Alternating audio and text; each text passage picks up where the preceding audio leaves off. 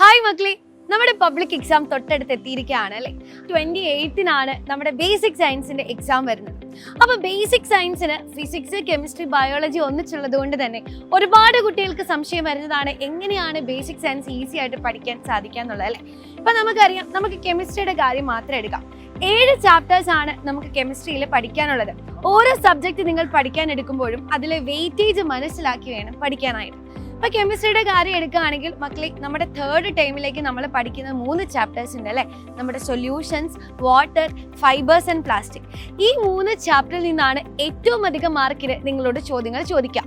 അപ്പൊ കെമിസ്ട്രി പഠിക്കാൻ എടുക്കുമ്പോൾ തന്നെ ഈ വെയിറ്റേജ് കൂടിയിട്ടുള്ള ചാപ്റ്റേഴ്സ് ആണ് നിങ്ങൾ ആദ്യം പഠിക്കാനായിട്ട് എടുക്കേണ്ടത്. അപ്പോൾ ടെക്സ്റ്റ് ബുക്കിലുള്ള തിയറി മാത്രം വായിച്ച് പഠിച്ചിട്ട് കാര്യമില്ല. ഇത് പഠിക്കുന്നതിനോടൊപ്പം തന്നെ എൻ്റെ കുട്ടികൾ കഴിയുന്നത്ര ചോദ്യങ്ങൾ ചെയ്ത് പ്രാക്ടീസ് ചെയ്യാനായിട്ട് ശ്രമിക്കുക. അപ്പൊ ഈ ചോദ്യങ്ങൾ നോക്കി ഞങ്ങൾ എങ്ങോട്ട് പോകും മിസ്സേ എന്നോർത്ത് നിങ്ങൾ ആരും ടെൻഷൻ അടിക്കേണ്ട കാര്യമില്ല. നമ്മുടെ സൈലത്തിന്റെ 8ാം ക്ലാസ്സിന്റെ യൂട്യൂബ് ചാനലിലേക്ക് എത്തിക്കഴിഞ്ഞാൽ നിങ്ങൾക്ക് ടോപ്പിക് വൈസ് ആയിട്ടുള്ള ക്വസ്റ്റ്യൻസും വീഡിയോസും ഒക്കെ കിട്ടും. അപ്പോൾ അങ്ങനെയുള്ള സോഴ്സുകളൊക്കെ നിങ്ങൾ പരമാവധി പ്രയോജനപ്പെടുത്തുക. അപ്പോൾ വെയിറ്റേജ് കൂടിയ ചാപ്റ്റേഴ്സ് ആദ്യം പഠിച്ചതിന് ശേഷം വേണം എൻ്റെ കുട്ടികൾ വെയിറ്റേജ് കുറഞ്ഞ ചാപ്റ്റർ ഇവിടെ പഠിക്കാനായിട്ട്. ഇനി അതേപോലെ തന്നെ ടെക്സ്റ്റ് ബുക്കിലുള്ള ലെറ്റേഴ്സ് എസ്എസിലെ എല്ലാ ചോദ്യങ്ങളും നിങ്ങൾ പ്രാക്ടീസ് ചെയ്ത് പഠിച്ചിട്ടുണ്ട് എന്ന് ഉറപ്പ് വരുത്തിയിട്ട് വേണം നമ്മുടെ പരീക്ഷയ്ക്ക് കടക്കാനായിട്ട്. അപ്പൊ ഇങ്ങനെ ഒരു പ്രോപ്പർ പ്ലാനോട് കൂടി പഠിക്കുകയാണെങ്കിൽ ബേസിക് സയൻസ് അല്ല ഏത് സബ്ജക്റ്റും നമുക്ക് ഈസി ആയിട്ട് സ്കോർ ചെയ്യാനായിട്ട് സാധിക്കും.